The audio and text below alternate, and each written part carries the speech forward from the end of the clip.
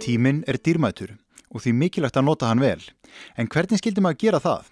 Eigum við að reyna að gera sem mest á sem stystum tíma eða eigum við frekar að gefa okkur tíma og reyna að njóta stundarinnar meðan hún varir?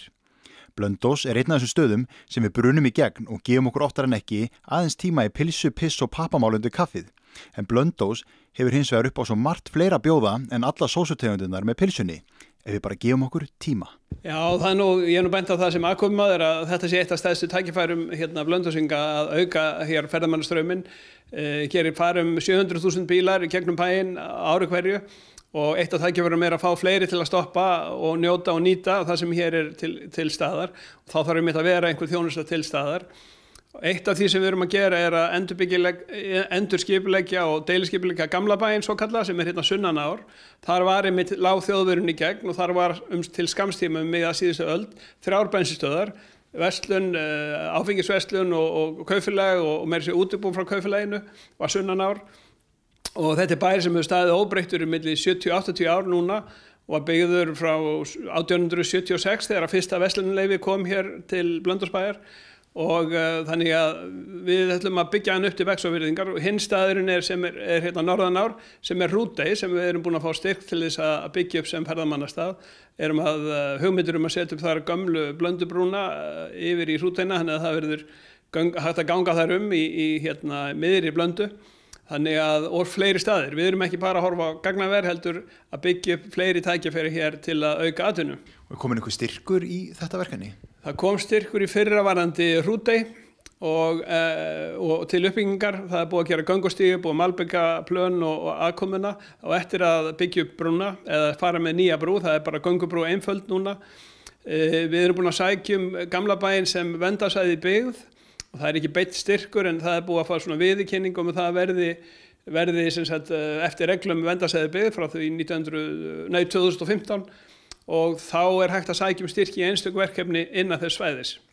Þannig eru hús, eins og ég segi, frá 1876 sem ennþá standa og hafa verið endurbyggð sum þeirra.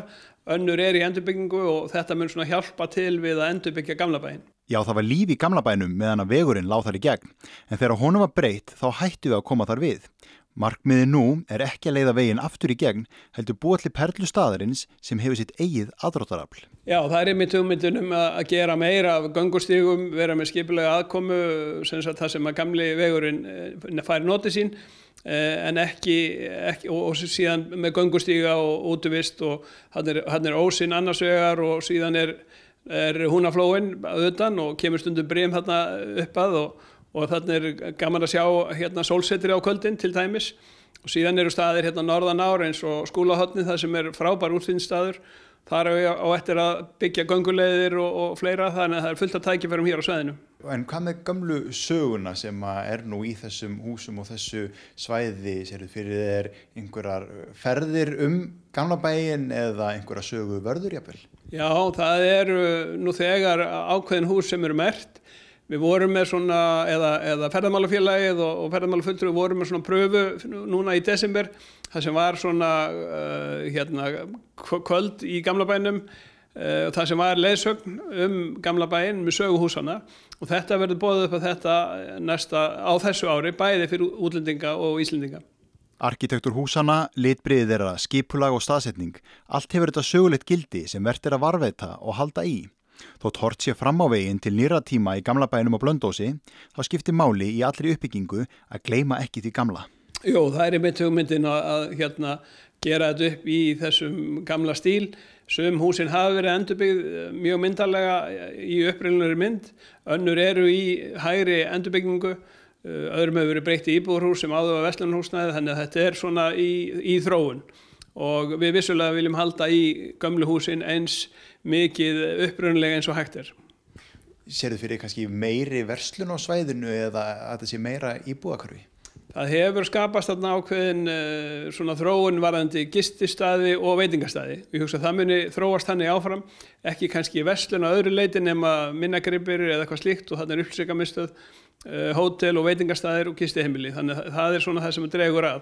Síðan útivist, göngustígar og annað sem dregur fólk að þessum gamla bæ. Þannig að við sjáum kannski á næstu árum meiri uppbyggingu og þegar við erum að keyra á milli að við kannski gefum okkur aðeins meiri tíma á þessum stöðum sem við erum að stoppa á? Já, það akkurat það sem ég vakti athygli á þegar ég kom hérna í sumar, að það voru, í gamla banni voru 99% útlendingar sem voru að stoppa, ekki íslenski ferðamenn. Þannig að þetta það sem við gerum erlendis, við förum og skoðum gamlu miðbæina og hvernig gömlu húsin voru. Og þannig að við gerum ráð fyrir að þetta verði aðdráttarafl fyrir Blönduós til þess að stoppa og njóta og nýta. Síðan hérna ónýtt svæði sem ekki fellur núna í deiliskipulagið sem svokölluð Klifamýri, þar sem voru gamli torfbæir og annað slíkt í þar á undan verslunarstaðnum, og við munum í seinni tíð fara í það svæði og gera eitthvað sniðugt þar.